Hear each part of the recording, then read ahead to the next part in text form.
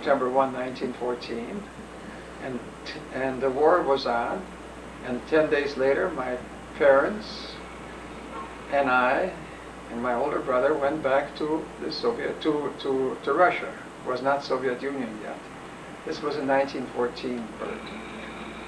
And there we spent from 1914 to 1917, yes, father was professor at the university, teaching economics and public finance. He was a great expert in the area. And we had a beautiful apartment.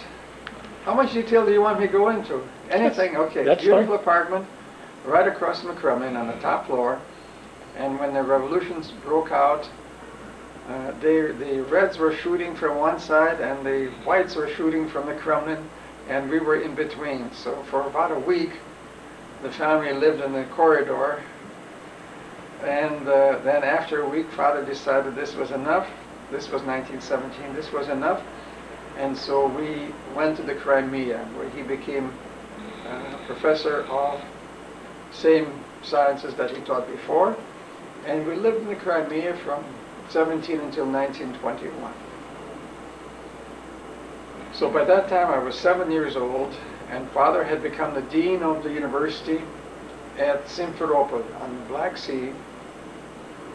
And he made a fatal error of expressing his admiration for the White Army that was still... He didn't say anything about the 5-year plans. No, it will come.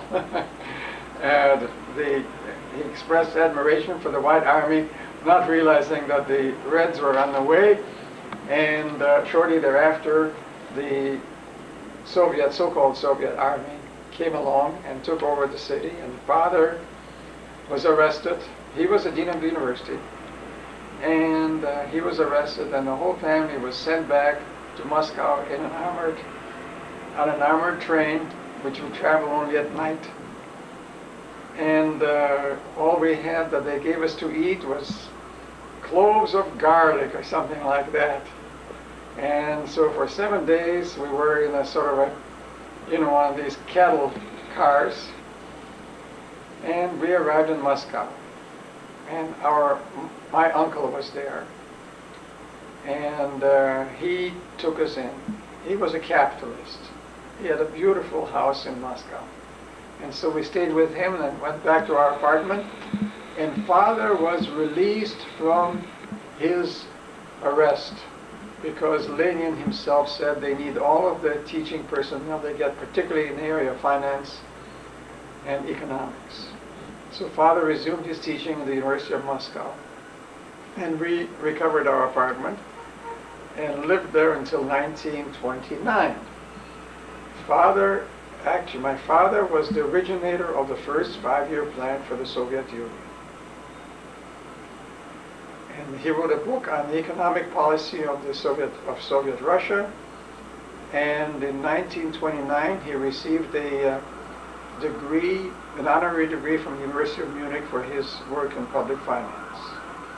And so he applied to leave the country, which the permission was granted. And my mother was granted permission to leave the country as well.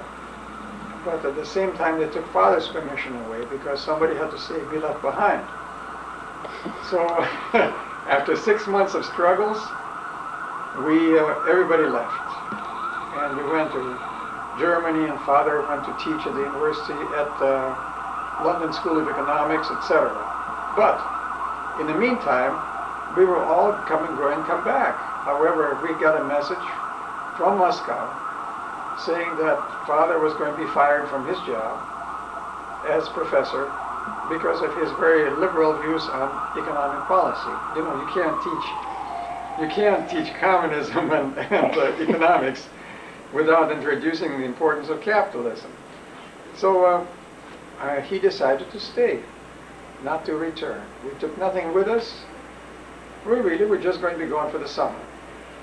And so after as I said before, father went to teach at the London School of Economics, and then we went to Austria, and then father made a trip to the United States.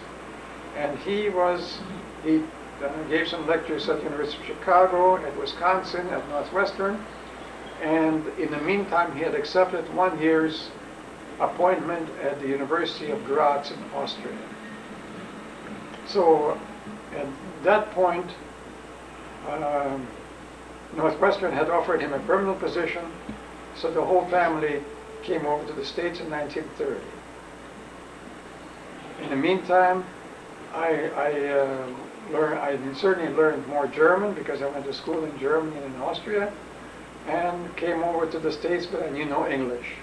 Now, what grades did you go through in Germany and Austria? Well, you see, by that time I was 14, and so I already had enough education in Moscow, but there was a really very little language information. It was arithmetic and Russian history, and the history we went through the October Revolution about 6 or 7 times, and we covered the French Revolution, but never the American Revolution, because that was too capitalistic in character compared to all the other revolutions. So we arrived in the States, and I took the bus, not knowing much English or not knowing any English, decided I want to take a bus. So the rest of the family went by train, and I took the bus. So they picked me up. The next day, they sent me to school, summer school, Evanston Township High School. And I started the first semester of high school English. By the end of the summer, I had to read The Tale of Two Cities. And so I went to the library at Northwestern and picked up a German translation of The Tale of Two Cities, which in German is about 1.5 times thicker than The Tale of Two Cities in English. So, but I did pass. I think I had a 67 initially. And then it became a little easier. So in 1 year, full year of high school, and 2 years of summer school in high school, I covered essentially 4 years of English, except for a few intervening semesters that I couldn't cover. And in fact, during the high school, during the full semester, I seemed to be so good in English that I won a speech contest. I don't know why, I don't know how it happened. And as a reward, I had the book of sonnets of Portuguese, by Edna St. Vincent Millay. Do you remember that book, Hertha? I guess it was. And so I was delighted with that. And so the next thing that happened is that I was enrolled at Northwestern in 1931. And I should really tell you, Burt, that this was the time when my father and Ipatiev became acquainted. They knew of each other when they were both in Moscow, and Ipatiev, of course, was already the big man in Russian chemistry, and Lenin had appointed him as the chief of chemical industry to recover the chemical industry for the Soviet Union. But father and Ipatiev, Ipatiev came over here in 1931. I think I told you before in some of the early recollections that Ipatiev had went abroad 18 times, and 19th time he took his wife with him. I think I told you that. And as they were crossing the border, he said, "Look back, you'll never see that again." And they were both really so fond of their native country. At that age, it was just very difficult for them to leave. After all, Ipatiev was born in 1867. So by 1930, he was already 63, 64 years old, something like that. And he left one of his sons and a daughter behind, and a grandchild. And but father and Ipatiev became great friends, both in Evanston, because Ipatiev worked for Universal and taught at Northwestern at the same time. It was something that was arranged by Egloff, who met Ipatiev in Berlin and invited him to come over. So this is how that friendship started. And in the summer of I went Northwestern in 1931. I went into engineering because I really wasn't sure as to what I wanted to study. I was interested in engineering, but I also was interested in chemistry. So I took some chemistry and didn't specify my degree in engineering. So when I graduated from engineering in 1935, I was just graduated in general engineering, but I had an awful lot of chemistry. And before then, during the summer, I worked at UOP, Universal Oil Products Company, and through the arrangements with Ipatiev, and who really became my second father over the years. And I must say that to me, when people say you are a protege of Ipatiev,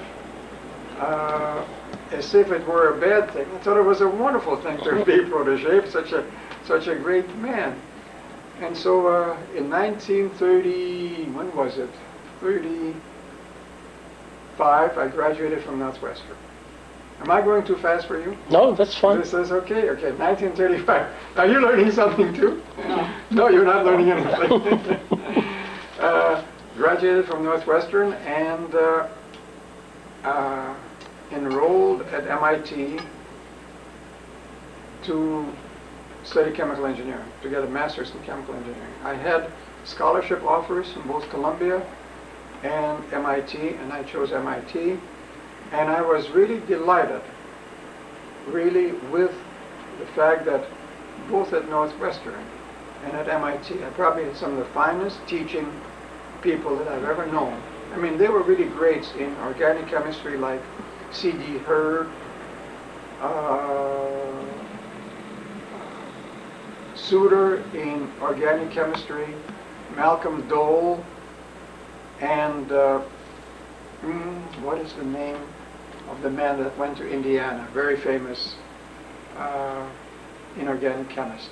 I'll think of his name. He died not too long ago. That did the inorganic complexes? No, he worked with, actually one of his students is now a professor at the University of Massachusetts. And I can find out what his name, I've forgotten it right now.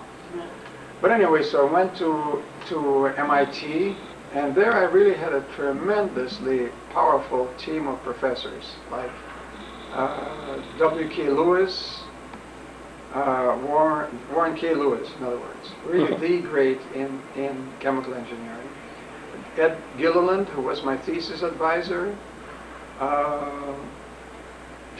Sherwood, whom you've heard of before as well, and a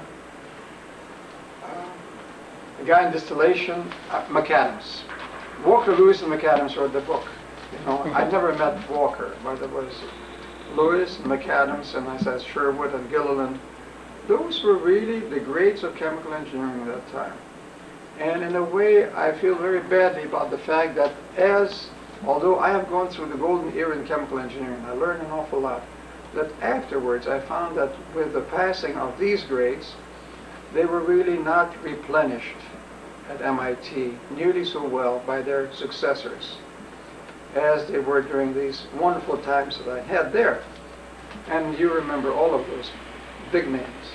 Well, it seems to me to be the case in catalysis now. Does it seem the same way to you? Yes, in catalysis, it's hard to tell. I mean, when you hear somebody like Helmut Notzinger talk today, that was an absolutely beautiful lecture. Mm-hmm. I mean, to me, it represented a concentrated effort in trying to get at the fundamentals of an important technological reaction. I mean, hardly desulfurization is not easily presented at all, but it was very, very well done. Anyway, so let me go back. So I was at MIT from 1935 to 1937, and I also went to practice school, which was part of this MS training. And my thesis was with Gilliland on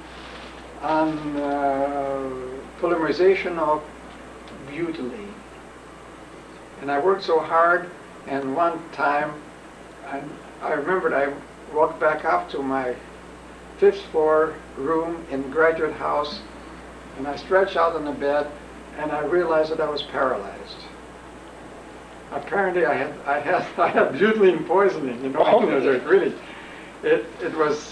it was, and so I finally hollered to my next door neighbor, and so they took me over to the hospital, and I recovered with no great. It was just like almost like an ether poisoning. You know, that's what you get. But anyway, I successfully reduced the thesis in polymerization, and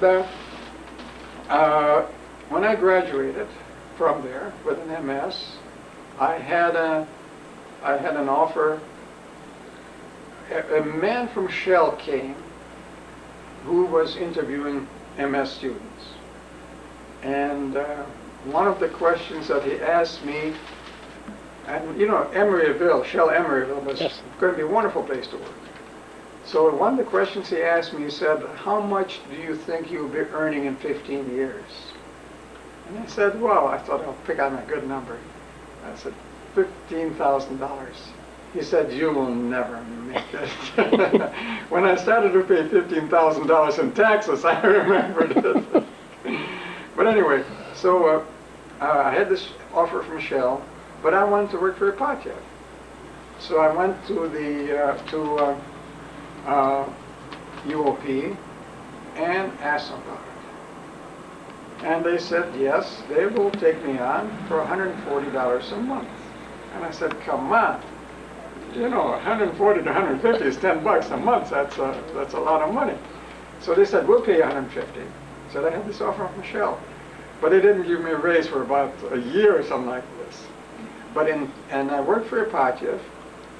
And then they said they would be very happy. Ipatiev started this laboratory at Northwestern. I was supposed to go over there. So in 1939, I went over there to help build the laboratory and do my graduate work. And this is where I took some graduate courses from other people. And let me see, we fixed up the laboratory and I worked there until 1941. In 1939, I was married to Mary Maxwell McGraw of Carlsbad, New Mexico. We met when I was on a trip to Colorado. And so Mary had a job at the university library or in the university art department. And I was still getting my salary from UOP, so we had a rather comfortable living. Plus the fact that UOP paid for all of my living expenses while I was getting my degree, which was wonderful. So this was the idea that I was going to come back to UOP, and to me, it was a marvelous opportunity to go back and work with Ipatiev. So when was it? 41. Went back there, and I first of all worked as a chemical engineer. And then gradually switched over to working in catalysis with Ipatiev. And let me see, then in 1945, I was asked to go to Germany on this Petroleum Administration for War, PAW, to examine the synthetic oil plants in Germany. And let's see, that was we went over in January of 45. And as things began to be taken over, we were shipped over to Germany and examined the German oil plants and interrogated a lot of frightened Germans, because they're our main weapon, if you want to call it that, was to tell them they're going to be interrogated by the Russians if they don't tell us something. So anyway, but it was an experience which I will never forget. It's really a very sad situation to see a country completely torn apart, and all the sufferings, etc. But it also gave me an insight on the people a great deal. Also gave me an insight on some of my own co-workers. You see, we were all simulated colonels. And so we had a lot of privileges. And some of these people overextended their privileges somewhat. In my In what way? Well, for example, you know, you take over, you are housed in, you're housed in a place that belongs to the Germans. I mean, they just threw them out, apparently, and you move in. And to me, it was incredible that my own fellow colonels, with some of them with advanced degrees, would be taking silver out of these houses and so on. You know, just, I mean, as if it were something that was the spoils of war. I did take things, but I took it only from the library at the Farbenberg, at the Farber. What do you call that? E.G. Farben Industry in, for example, around Frankfurt and places like that. That I felt I was entitled to. What did you take, or? What did I take? It was a book on, 2 books on catalysis. Oh. I had them, and I think I left them with UOP. I don't know where I did. They may be still stored with us. Do you remember the authors?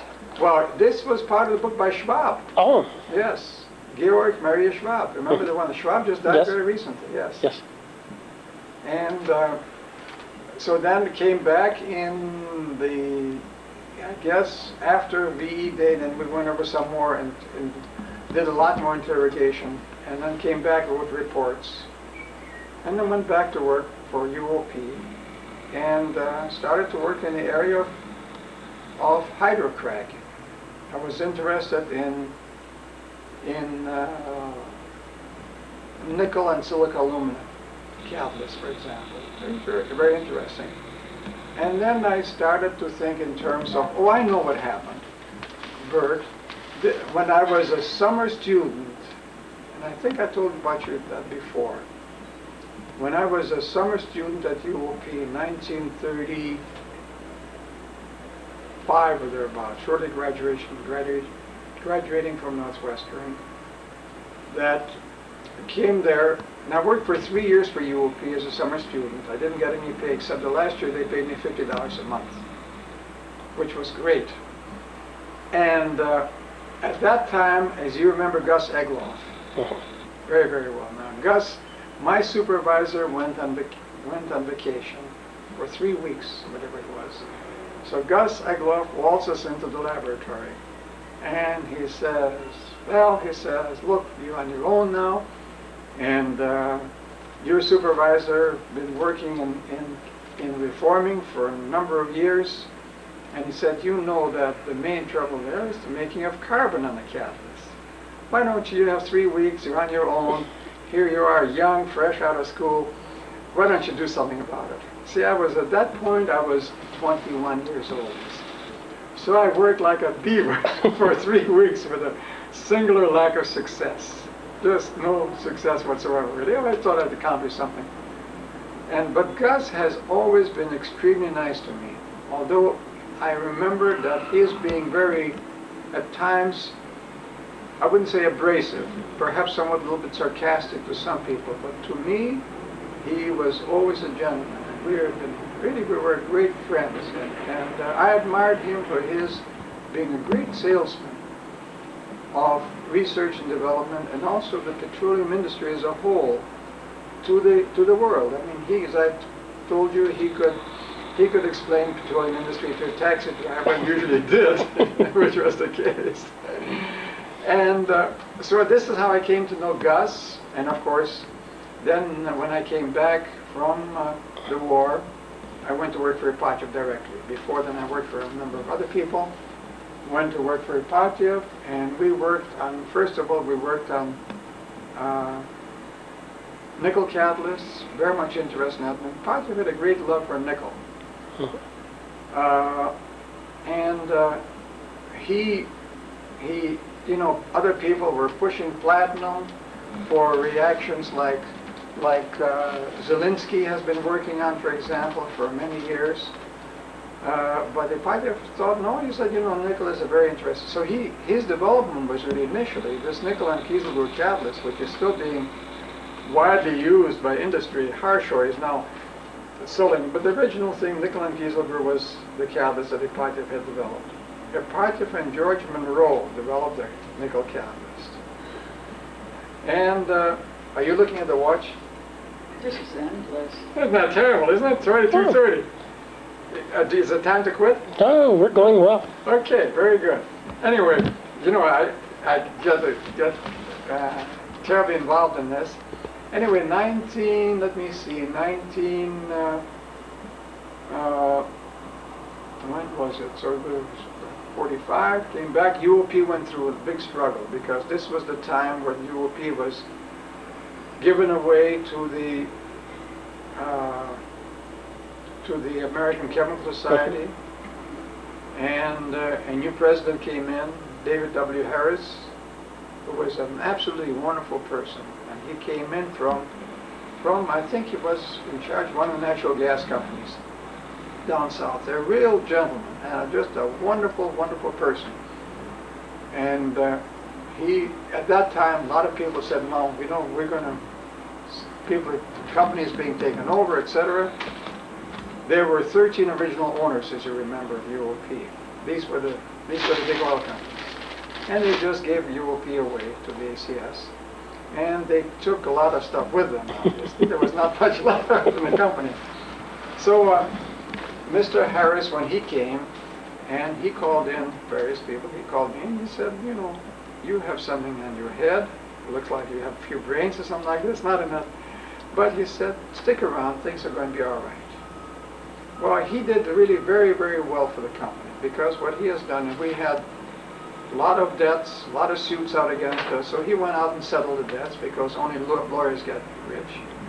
And we started to work, and this is the time when I started thinking in terms of platinum catalysts, etc.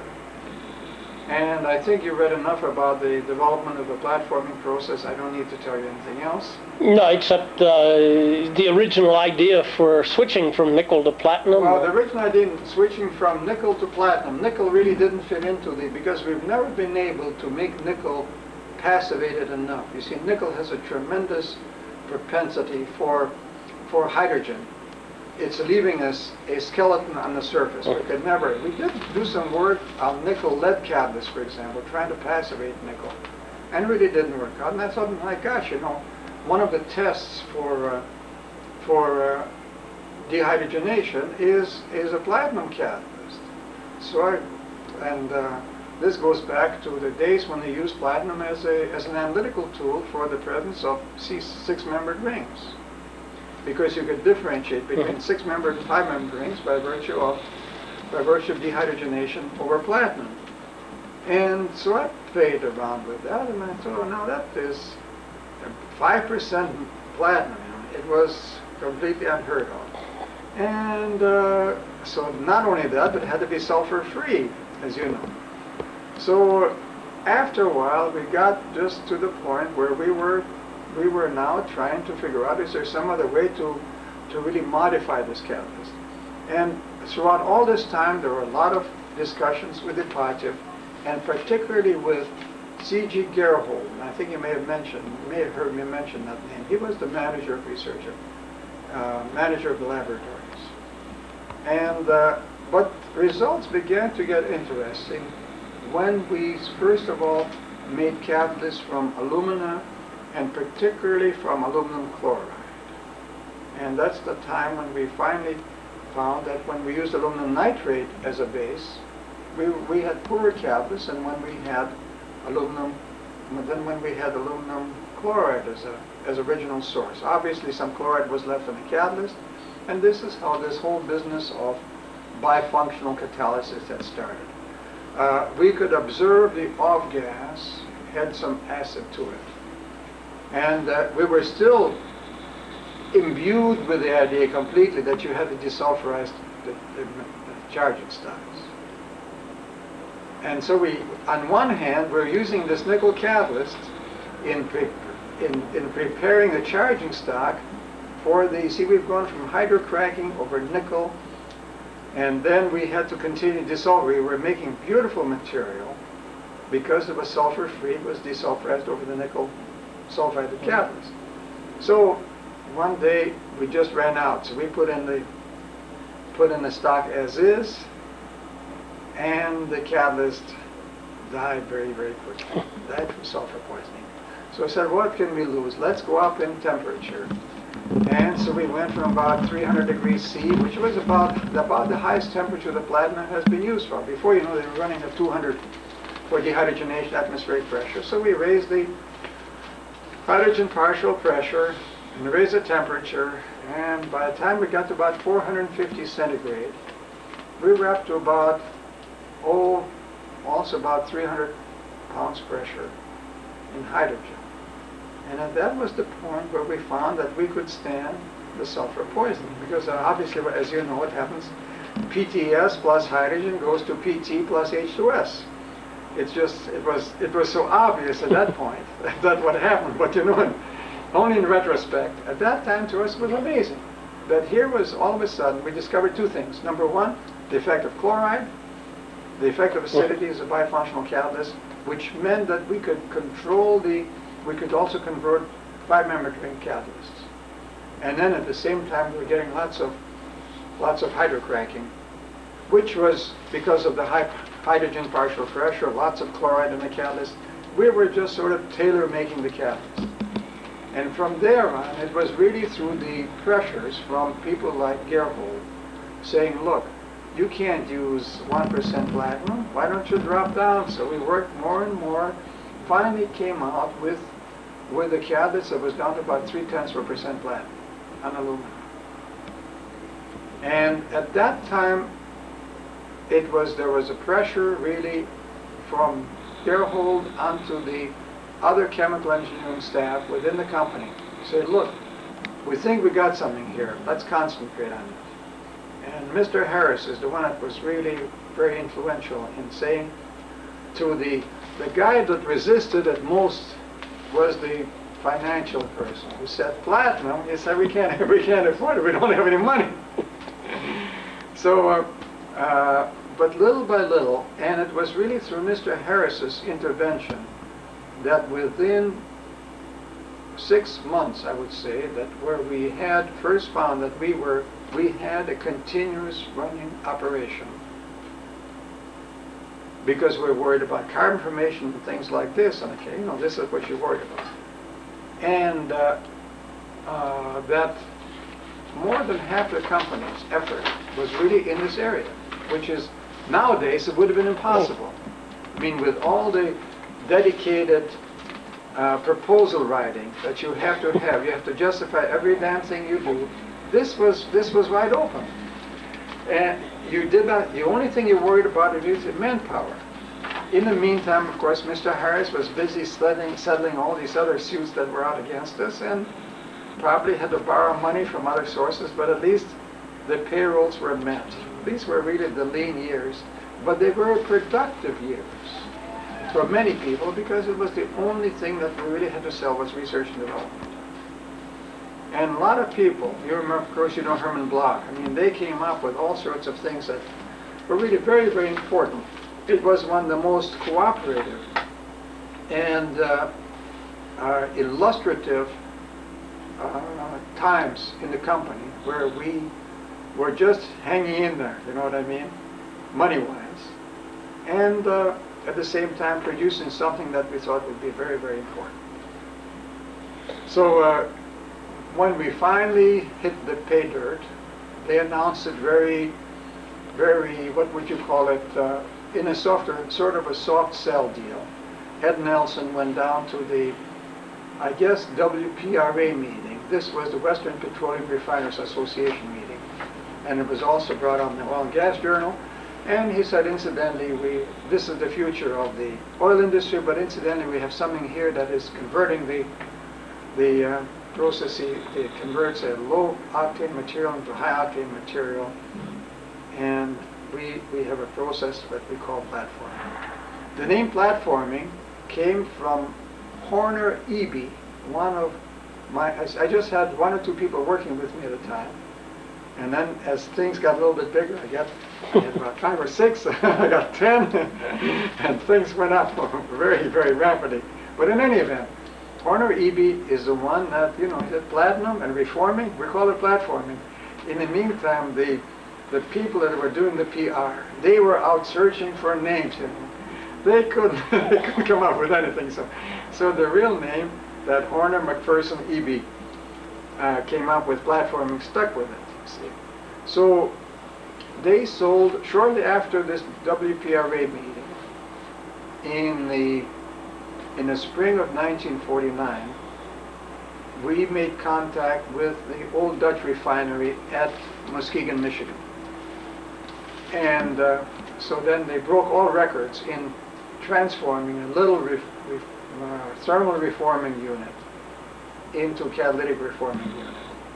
And UOP helped out a great deal because this would be the first unit, so they were ready to do this thing. And I don't know whether I told you or not that at the time of the catalyst was being made, and people really you had to make commercial quantities of catalyst. And we realized very early from all this experimentation that there would be a lot of poisoning going on of the catalyst unless you had a pure aluminum. So we were distilling aluminum chloride, and it was a mess because it just gives off clouds as you get out and everything else. And we also had a man working with us, James Huckstra. And to me it was interesting because when the assignment came out as to how would you really, instead of filling this catalyst, is there some way to make a spherical catalyst? And at that time, the whole idea was really this, that there should be some way of precipitating alumina in a spherical form by dropping it through something, you see. But any time you try to add ammonia to it, to aluminum chloride, you're getting to a glob of nothing, just a glob. But he was the one that has found out if you take hexamethylene tetramine, HMT, okay? Uh-huh. And that, upon being heated, it gives off ammonia. So what you do, you mix a concentrated solution of aluminum chloride. Actually, in that instance, we used a deficiency of chloride already. We learned something about it. So it's aluminum chloride, a droplet of aluminum chloride mixed in with a droplet of solution of HMT and dropped into hot oil, decomposes the HMT internally and forms an inside-out precipitation job. You see how that works? I mean, it was so simple and so ingenious. It was so ingenious the engineers did not know how to handle it. It was so clever. And so then they started turning out the catalyst really by the ton, not too long thereafter. But in the meantime, most of the catalyst was being made by distilling aluminum chloride. Okay? You're not running out of tape, are you? No, no. Okay. Hertha is looking at me askance and why do you fiddle around with all this? Well, Little details. no, But this anyway, is what makes it That's interesting. what makes it fun, that's right. Well, now let me give you another detail. So, by November of 1949, and we've gotten some beautiful patent coverage. Absolutely marvelous, and a fellow by name Ted Kramer was one he was one of the great patent writers that UOP had, and he had put in the most marvelous patents for, patent coverage for this. And shortly before when Old Dutch refinery unit was built, we were supposed to go out and commission it in November of 1949. Got the exact date. In any event, went out there, and before I went there, Mr. Harris, the president of the company, did I tell you that? No? He called me and he said, Val, he said, it would be nice of you to prepare a sample of catalyst. I said, how much catalyst do you want, Mr. Harris? He said, well, you should have about a half a gallon bottle. And I said, should I seal it? He said, no, don't seal it, just have a little cap on it. I said, fine, Mr. Harris. He said, do you get the point? I said, yes, I get the point. So I prepared the catalyst. And Mr. Harris said, I'm going to come out there in about 3 or 4 weeks, and I just thought it would be very nice to have this catalyst in the control room for people to see what they're dealing with. I said, very fine, everything is taken care of. So he went out there, and of course long after we were there, and we started up a unit, and the unit failed 6 hours after startup.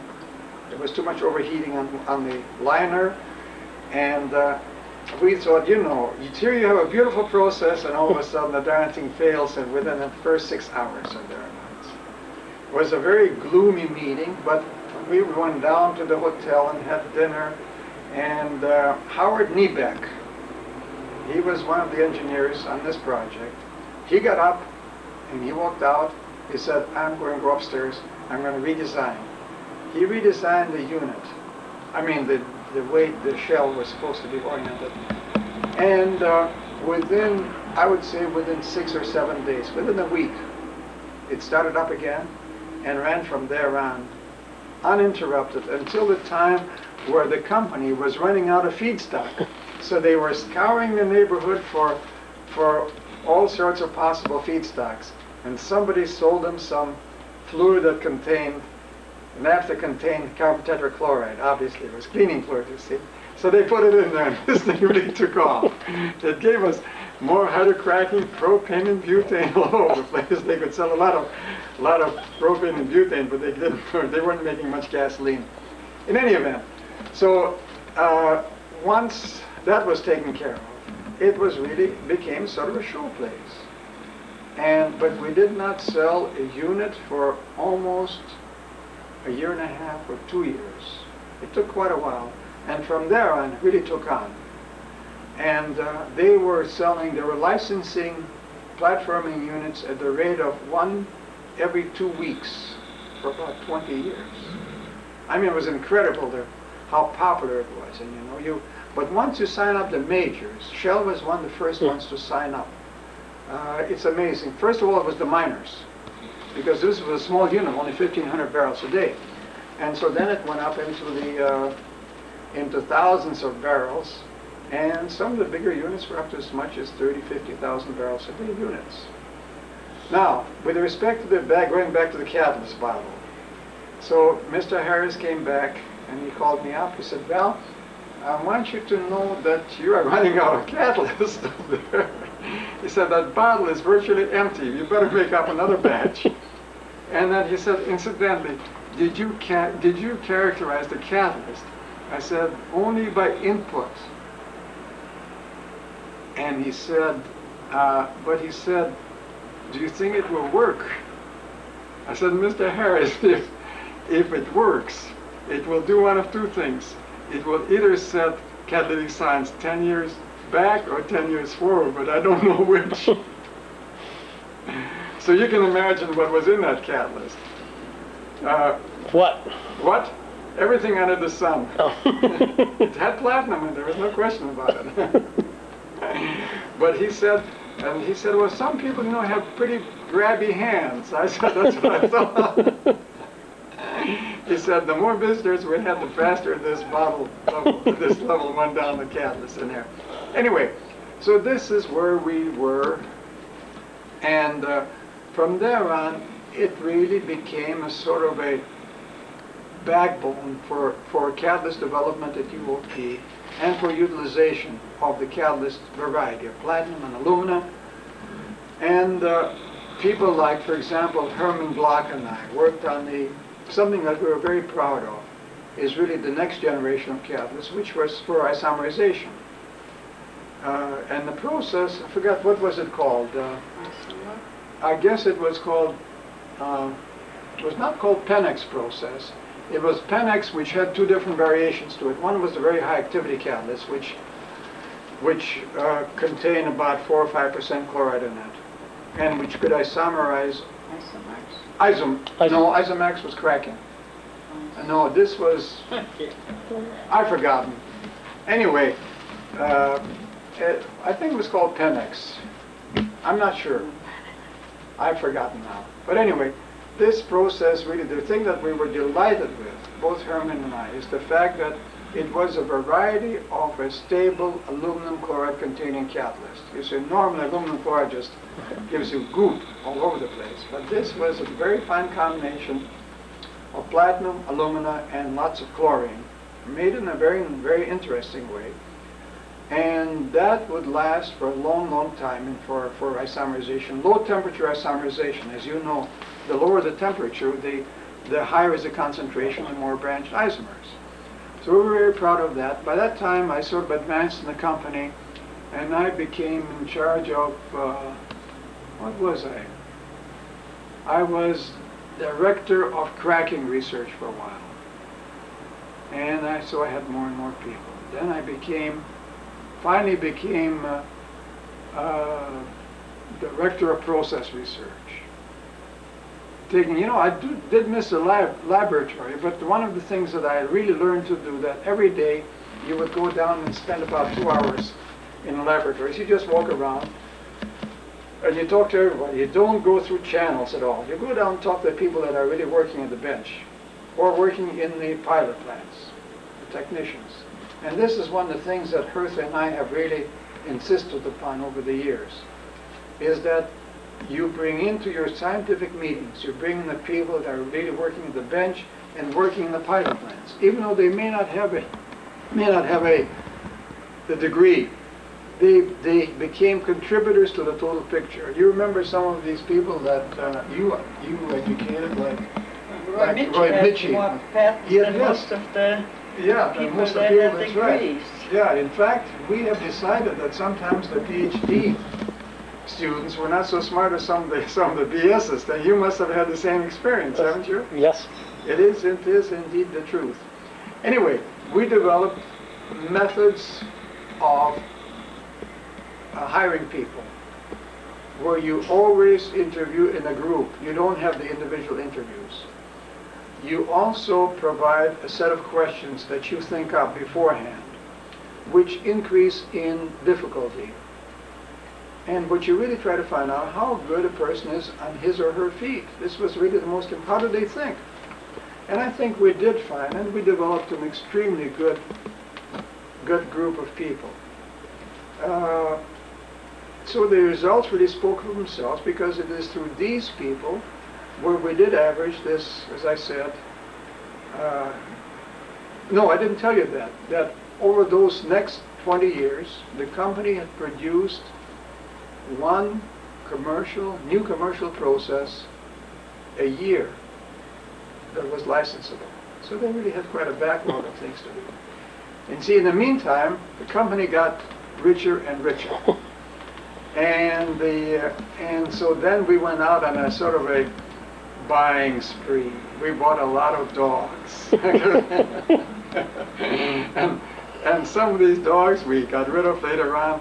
But Mr. Harris was very much afraid, really, of having too much money in your pocket, because we were always subject to what we're subject to now. Somebody's going to buy you out. So we bought things that I think in a way we did not know too much about. We got involved in perfume chemistry. We got involved in minerals recoveries, and I forgot what else. And farthest the field was the perfume business. The perfume business was really the farthest of the things that really worked in. And but and then it came the time when UOP went public. It was sold by the ACS, as you will recall, for $75 million to start the PRF program. Mm-hmm. I don't know whether you've been the recipient of any of the PRF money. Of course you have, haven't you? Once. Well, same here. I got a PRF grant about 3 years ago. It's just about running out now. And I was delighted with it. But I was on a PRF board for a while before I was able to send in a proposal, you see, because he couldn't do both things, obviously. And so by 1972, I've forgotten whenever it was, you see, then we got a new president. And he was I already had the tremendous fortune each time. Forgot the most important event at UOP that I started in 1954. 1954, Hertha started working for UOP. We hired, and you know how she was hired? No, go ahead. Go ahead and tell us. Tell us the story how you were hired.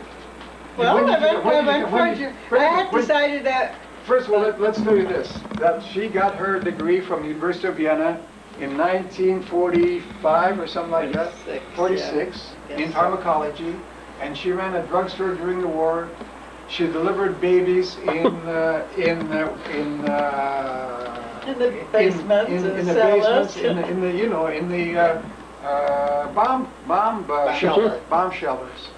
Well, we did everything. Yeah, you did everything. And she was married to Victor Scala in 1946 or thereabouts. Yes. And she came over to this country and went to work for a number of For companies. several companies. But then I decided I wanted to work for UP, so I went there for an interview, and they told me they don't have any openings. And so I said, I have come so far, I do not want to fill out an application form. Don't you have somebody to talk to me? So the manager of Riverside talks to Was me. Henry Grody. Henry Grody. Next day I started working for UP. You must have offered a persuasive argument. Well, you know, I don't she's know, but right. I had made up my mind that's the company I was going to work for. Right. Nobody was going to be in the way. Not only that, but I think the other surprising thing about her is that when she started to work in analytical chemistry.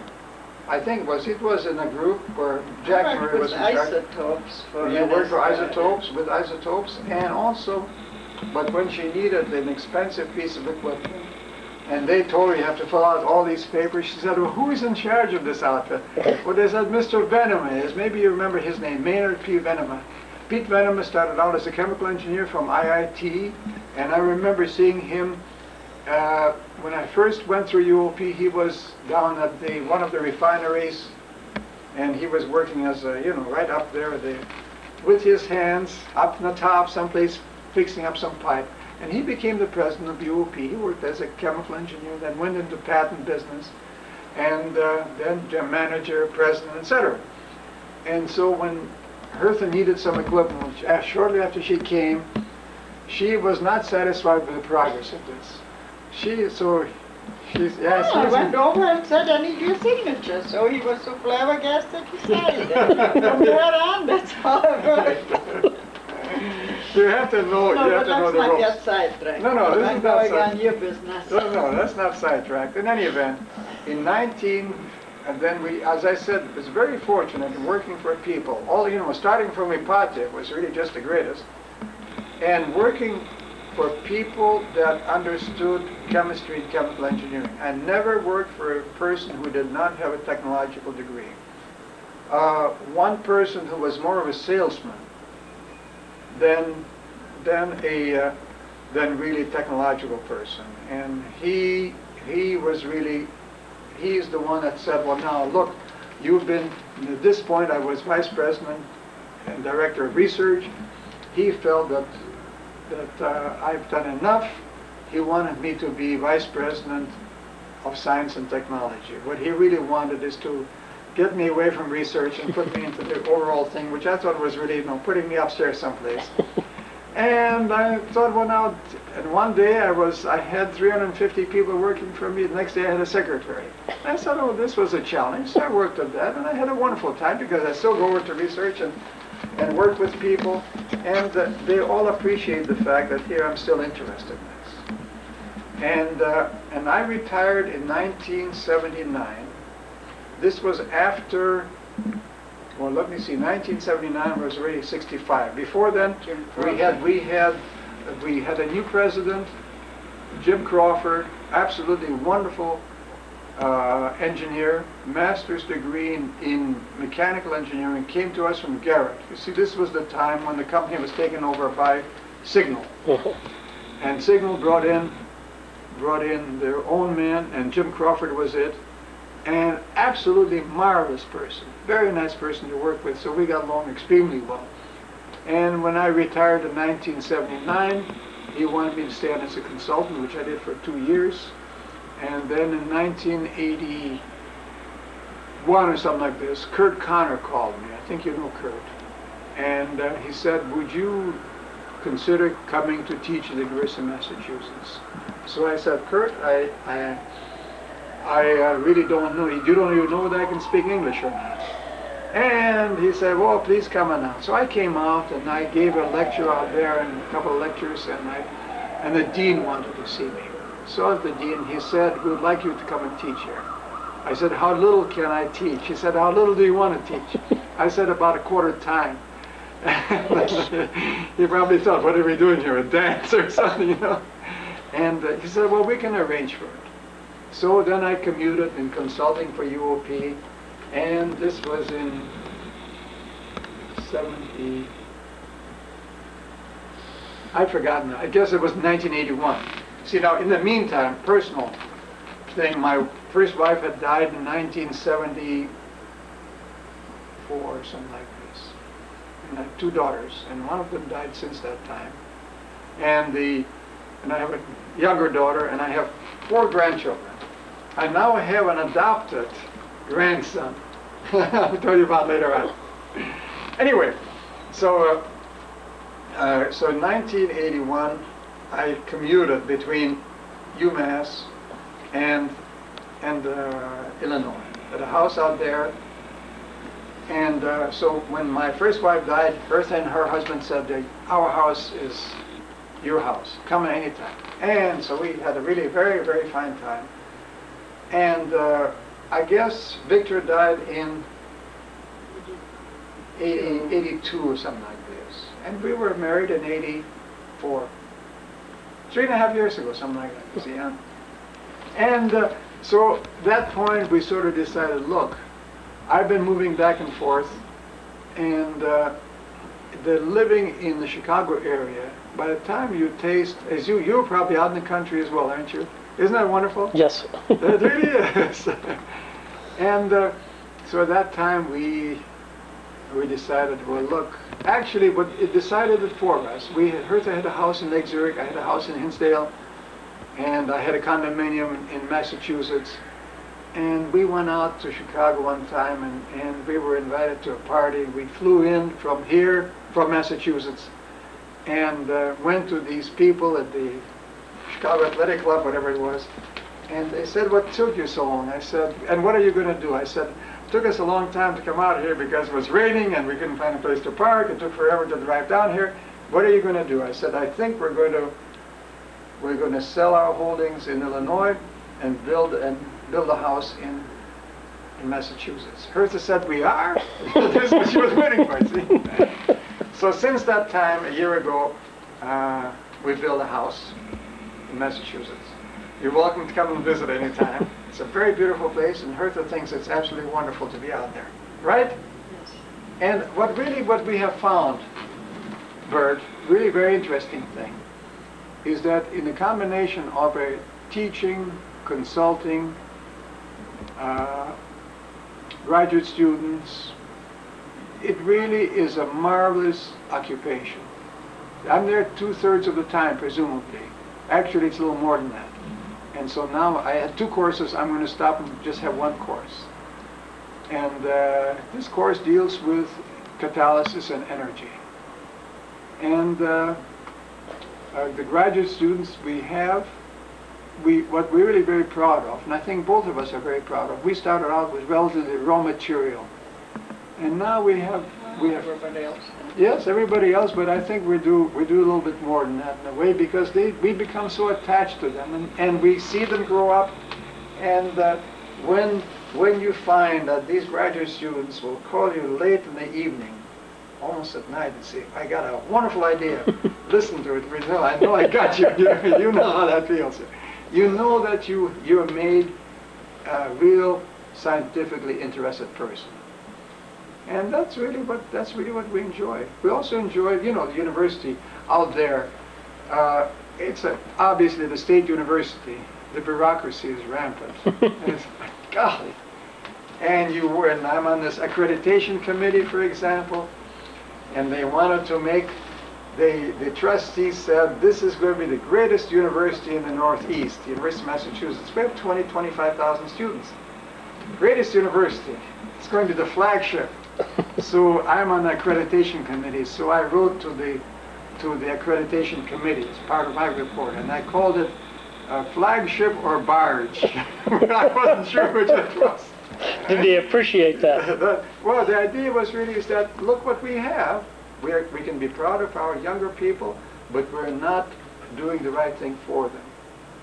They come in and they need to write proposals as quickly as possible. And what happens is that they write proposals on what they were working on for their PhD degree. Instead of saying, look, let me take 2 years and find myself in a new area. But there is no time, you see, so they got to write proposals. So the only thing they know of is what they've been doing before. In fact, I wrote a letter to the editor last year. I don't know whether you've seen it or not. In the CNN News. Maybe Yes, you've seen it. I saw Okay, it. dealt with something like that. In any event, I have very strong views on it. I really haven't changed them very much. And so now we live out in Massachusetts, and I'm on the board of directors of the HYCO company in Florida that deals with combustion chambers for jet engines and laboratory equipment. And Bertha has been consulting with them in connection with laboratory equipment, environmental problems, etc. And then consult for UOP and a number of other companies. So we're busy. We'd like to travel around. Last year we went to the Berezkov Memorial Lecture. I was a plenary speaker on. Was that your first time back to Russia? Oh, no. I forgot to tell you. I was on the, when I was still with UOP, I was asked by the government through the NAS. I was elected to the NAS in 72, I think, and then NAE in 75 or 76, I forgot. I'll give you a resume. Okay. Anyway, so through this, was invited to do the exchange between USC and USSR in catalysis. And they've been doing it for a number of years. I was the chairman of that after, I think John Baldishwiller was the first chairman, and then I took over from John. And we had wonderful dealings with Berezkov.